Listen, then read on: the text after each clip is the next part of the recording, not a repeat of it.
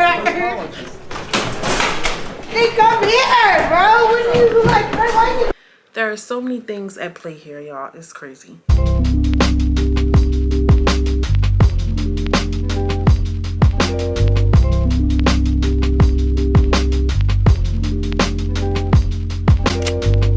Hi my loves, Dre, related girl from around the way, where we have culture, conversation, and community. And in today's video, I'm coming to you all with a quick chit chat. I don't even want to call it a review, girl. It's not a review, it's a chit chat, a conversation about this whole Chrisean Rock and No Jumper podcast. Yo, so in a bed, I'm scrolling. This is why I'm looking, you know what I mean, a little, you know what I mean, shaking the table, shaking in my boots. Y'all, laying down in bed, and I'm watching this interview. Now, I had seen Sharp.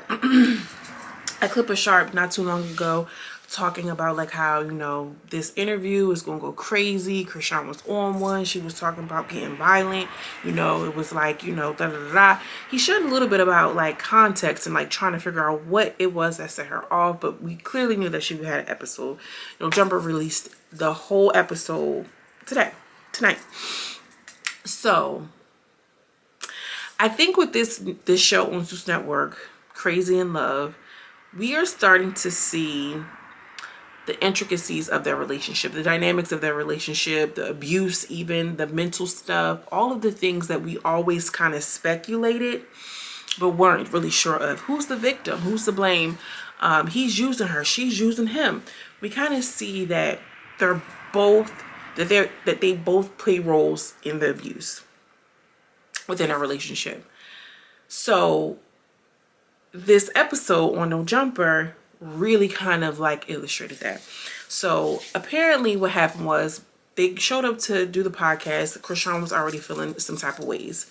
You know, they tried to like, you know, bring her back around. Sharp said that he, you know, he was giving her flowers. I didn't know that you did music. You kind of dope. Da, da, da. She was kind of not really feeling it. She said she was, you know, in a mood. She'd know whether she was pregnant or she was about to get on her period. You know what I'm saying? And Sharp, if you watch the Sharp Tank, you know that, you know his lifestyle. You know how he gives it up. We know Chrisean. We know her lifestyle. We know how she gives it up. So it's like, how was this going to react? How are these two powerhouses going to play off of one another? Because we done seen Sharp go off. Keep looking up over there. Excuse me. I'm sorry. God. Because it's just your face. On church. Okay, church. We done seen Sharp go off. So anyway, long story short, I'm like waiting to see what's gonna happen. So the interview starts. She's kind of like, you know, into it, and you know, da da da da. Now I've seen them interview together on Angela Yee. Yo, I can't ever say that without thinking about that Webby, that Webby soundbite. Anyway, so we've seen them interview, and you can see the love, you can see the affection, you can see the toxicity. You know, it's always there lurking in the background, but you kind of feel you got a different vibe. This was completely different. So first of all, she was already on one. She was off the Henny. You know, that the Henny got me. That got me. You know what I mean? One of those type of things. And they start talking about the fight that happened on like episode 3 or 4. I think it was episode 3 where, you know, he had the big gash in his head. Now, Gina Views, sis, is asking all the questions that the girls want to know, because I wanted to know that. Like, why didn't Zeus give us context? You get what I'm saying? Like, we see the gash. Yeah, we see, you know, it was altercation. We see that she was kind of, sorry, y'all. I'm kind of like I said, just tumbled out of bed, threw on Tina. No, so we wanted to know. Like, the girls wanted to know. So asking that question, I felt like was appropriate. I feel like it was appropriate. She was pissed off that Blue was trying to answer the question. So that's where her animosity started.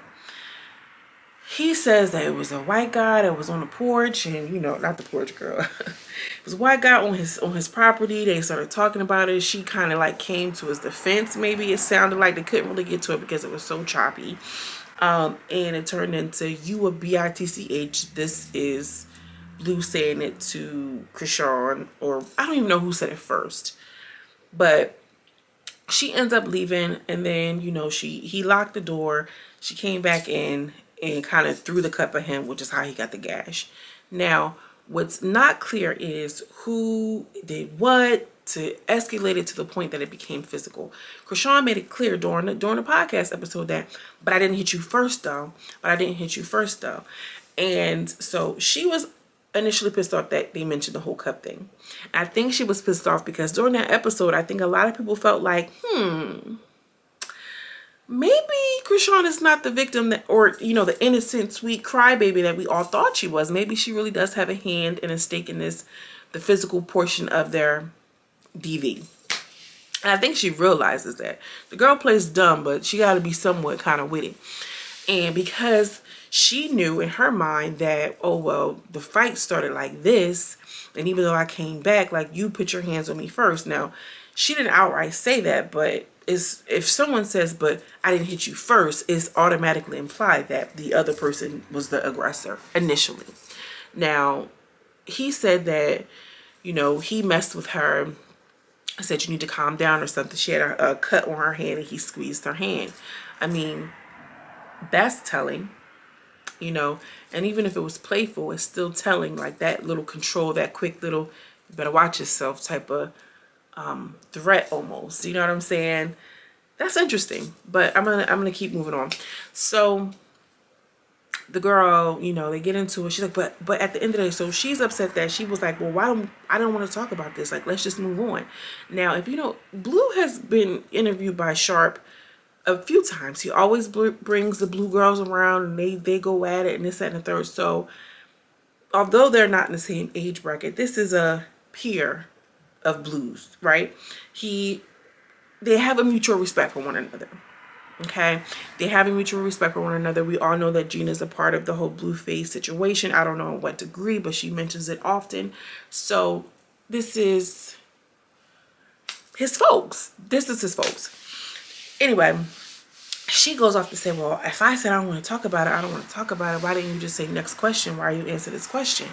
Now, keep in mind who Blue is. I mean, not Blue. Yeah, it's Blue too, but who Sharp is, and the game and the ism that he comes from. So it's like, you know, it's a time and place for everything. You know what I'm saying? Like, y'all are in the spotlight, y'all are in the limelight. You know, if I was a Christian influencer, I wouldn't be coming on here with my Henny acting crazy, because this is not the platform for that. Be meshy over here. Like, you know what I'm saying? Like, just come on, be for real. Like, be fucking for real.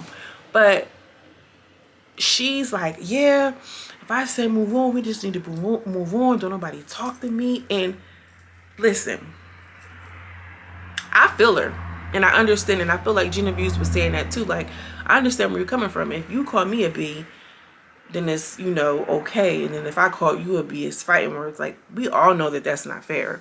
You know, any woman under the sound of my voice can understand how it's disrespectful for a man to call you a B. And we also understand double standards and how they work. Just like we understand colorism, how it works, and desirability politics, how it works. Like, you can't just come up against these institutions and think like, oh yeah, well, you know, it's just not, like, we know that. And that wasn't the time or the place to have that conflict with your man in front of this guy who I'm assuming respects, which I'm sure they had that conversation. And she felt like, you ain't sticking up for me. I'm going to say what I have to say. If you call me a B, I'm going to call you a B. I'm a firm believer of two things can be true at once. The girl was not wrong in trying to stand up and stand on her own. But I think that because maybe she was under the influence, she lacked a certain type of finesse she had. She could have just put on that in that situation, because, again, Sharp is a peer of his, someone he looks up to. Read the room, sis. Nobody goes on to No Jumper and be like, you know, women empowerment and feminism. Like, they promote hoism and pimpism. Like, you know what I'm saying? So this is the dynamic that you're in. But this is not that you in the Sharp tank. This ain't the time to be, I don't care what are double standards. Like, you know what I'm saying? So then, okay, boom. Double standards. So he messed up because she was upset because she didn't want to talk about that situation. And I think it's because she knew how that episode painted her in that light. He ran with that narrative because I think for so long, everybody was just like, oh, Chrisean, get away from him. Oh, Blue is terrible. But now we're starting to see, you know, up under that curtain a little bit, up under that skirt. Like, oh, wait a minute, right? Then she tried to check him in front of his boy, which never usually ends well, especially when y'all already kind of rocky. The Henny is already in the mix. Then what annoyed her, what was the final straw, this is how it got, you know, crazy and erratic and, you know, all of the other things, was because she's like, Blue, why are you doing this? Like, you know what I mean? He's embarrassed. Blue is embarrassed is what it was. And she's trying to rub on him like, yeah, nigga, I'm gonna say what I want to say, and you better act like how you normally act, and let me rub on you and caress you, and we can get right back to what we was normally doing. But he's in front of his boys, so it's different. And he's like, stop touching me. Like, nah, like, don't touch me. I'm good. Because now you rubbed him the wrong way. And granted, I am not saying, y'all, I am not saying, like, how he responded was okay. No. There were certain points where I feel like, I'm gonna get to it. Let me keep going. So she's like, let me rub on you. He's like, no, I'm good. So then he says, y'all can do the interview without me. He tries to step off. She gets up immediately onto the feet, follows him. And then, you know, because of the situation and the circumstances, him knowing how quickly she can escalate, he's like, nah, let her get that Henny up off her. Like, get her out of here, because she's about to turn up and I can see it coming. And I feel like you got to know your person. You got to know your spouse. He knew that, like, oh, she's really far gone. You know what I'm saying? So I got to remove her out of this situation, especially move her away from me, because it's physical. Right? So he says, yeah, you know, to get her out of here, get her out of here, get her out of here, trying to remove the situation. Sometimes you need space. Sometimes you got to let it breathe. Now, granted, he could have done things. He could have said it a little differently. Y'all, let's take a minute, walked out with her, secure her, make sure she was good. She was probably going to put up a fight anyway. You know what I'm saying? But because she had already been flagrant, he already looking like a lovesick puppy in front of Sharp in the Sharp tank. When all the other blue girls he got in check, and you was the original blue girl, and now you looking all like, now it's get her out of here. Ego, pride. So now it's, you already disrespected me, now I'm about to go up. Get her out of here. Security, take her out of here before I get her out of here. Now, because she had the Henny order and she's already impulsive and sporadic and just unstable, for real, like, you know, mentally the girl just gives unstable. She goes off. She's kicking the TV, acting a whole donkey, you know, in typical Chrisean fashion. And she's like, get off of me, Blue, Blue, Blue. You know, I came with you. I came with you. So Blue comes back over to the thing. Now, where he kind of lost me was because when he says, well, I don't speak for you, remember? I don't speak for you, remember? You speak for yourself. That is a very, very, very high form of gaslighting. This girl has every right to speak up for herself. It's just a matter and the fashion of how she did it. That's a form of control. You get what I'm saying? So if you don't say what I want you to say, I'm going to get you removed away from me because you want to talk on your own. You get what I mean? Like, that is the narkiest, toxic, they're both very toxic and possibly narcissistic. We already see Carlissa. She's terrible too. So keep in mind that's her offspring. He says, well, I don't talk for you. Remember, you ain't come with me. You by yourself. You over there. Stand on your own. This is very the same kind of concept of when the mom said, well, you know, on the last episode, the mom had said something along the lines, well, if you're going to have company coming over and you got women, you know, a whole bunch of girls on here, just say, you know, get a room or something. He's like, well, you're your own woman. If I want to have 10 girls slob on my knob at the same time, like, you your own woman, you can stand on that then. You don't need my money. Like, yeah, but it's disrespectful to kind of have that type of interaction with women in front of your mom. You know what I'm saying? So, like, very high form of gaslighting. Terrible, terrible, terrible. And I feel like Chrisean knows it. But she's toxic too. So it's like, who's more toxic? Who started this and who started that? So they continue on with the conversation. And the whole conversation was about her. Truly, it was. The whole conversation was about her. Sharp seemed like he was kind of through with it. Gina was kind of just like, well, how do you explain this? And I don't want to get into so much of that because that's pretty much like a review of it. But after she was gone, they continued to talk about her. Blue was kind of getting a little frustrated. You could tell he's very patient. And it is a trauma bond. He can say it's not all he wants to, but he lived in trauma. That is what I'm a Crip at the end of the day. Like, this is what he thrives in. So it's not super far-fetched for him to live this lifestyle, whereas me and you, we kind of live a regular, like, that's unhealthy. You know, whatever. But she ends up coming back. And as she comes back, Gina was asking some really good questions. And maybe I will do like a real review and breakdown because Gina was coming. Gina was coming with them questions. She was not missing. And I feel like she was also trying to lead him to this, you know, well, what if you guys, unalive each other? Like talking in this way of like, what if it gets dangerous? He's like, well, I mean, I grew up in danger. That's nothing for me. Like, and Gina to read the room says, you're not going to get him to say, like, she asked him the question of, do you think that you are a domestic violence victim? He's like, no. You know what I mean? Naturally. He just said he's a Crip from the Bay Area, girl. Why would you ask him that question? A lot of men would never admit to the fact that they are victims of domestic violence. You get what I'm saying? Which is a very real thing. Men go through it too. Like and I'm not just saying that women are out here beating up, you know what I mean? But some of them are. It's very possible. But the double standard, they talk about the B word. I can call you a B and you can't call me a B. But if you hit a man, right, he's supposed to refrain from hitting you. That's a double standard. You can call it what you want, but it is. Now, granted, I'm not saying like, you know, girl, please, but you get where I'm going with it. It's just one of those things that we live with and we understand. You feel me? So he was never going to give it up like, yeah, I'm a domestic abuse survivor, because that's not his brand, girl. And not only not his brand, like that's not where he comes from. That's not the culture. He's a black, rich, young rapper from LA or wherever, California, and a Crip. What he look like coming up here talking about something? Yeah, I am a domestic abuse survivor. Like, come on, be for real. Be fucking for real. She comes back onto the thing, girl. You can tell she's kind of, you know, sobered up some. It's lifting up off of her. Not completely, because she's still very much carrying on. Yeah, Blue, why you had them get me out of here? Like, girl, keep up. We're past that. We're over that now. And this is what I mean. Like, she kind of like perseverates on this thing. It gives obsession. It gives like she missed some things developmentally, honestly. And you know, we all have to a certain degree, but sometimes it's more apparent when you got Hennessy involved, you getting money fast, you young, all that shit plays a part in it. And that's what Sharp was saying. Like, yeah, like I don't want to see you lose your blessings. And I'm not talking about Blue, I'm talking about your opportunity, because you out here showing up in this world, showing all your ugly versus showing your good. But see, the thing about this whole reality TV situation is we reward the bad behavior.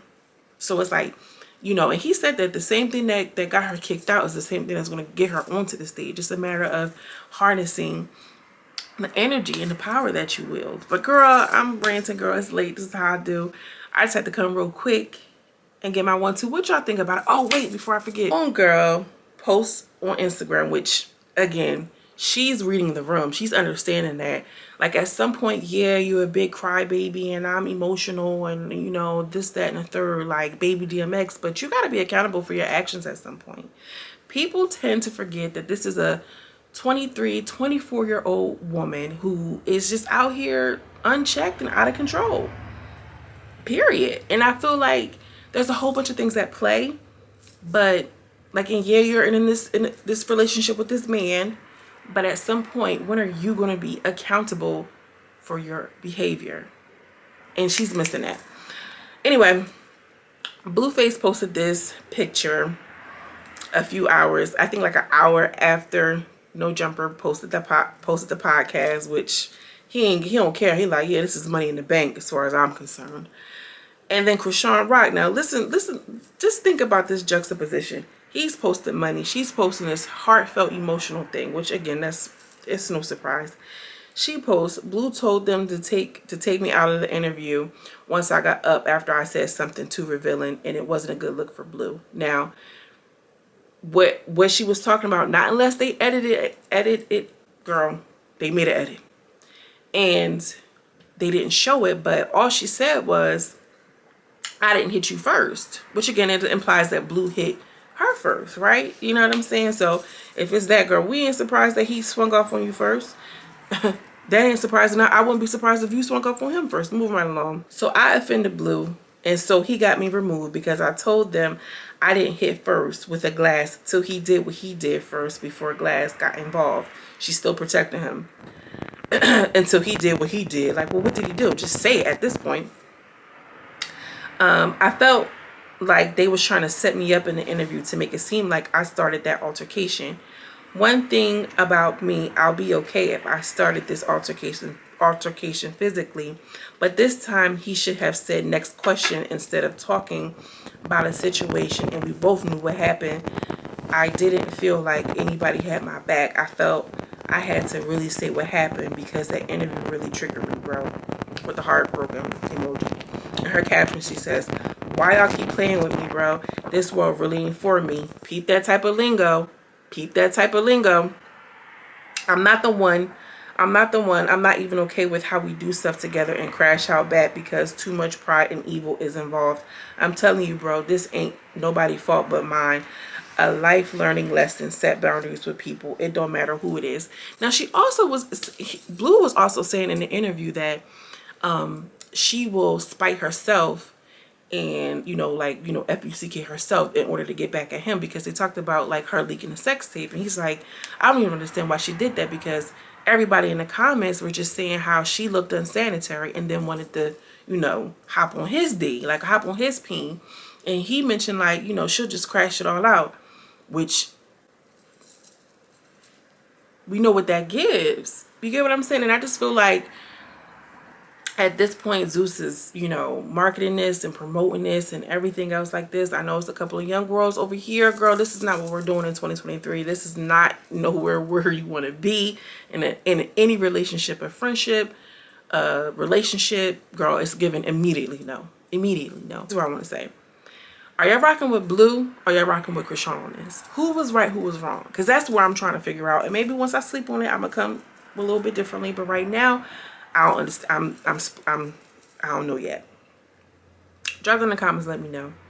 And make sure you hit the like video so you can get boosted back in the other room, period, okay? As always, I'm sending you much love and much light, and I will see you in the next video. Peace.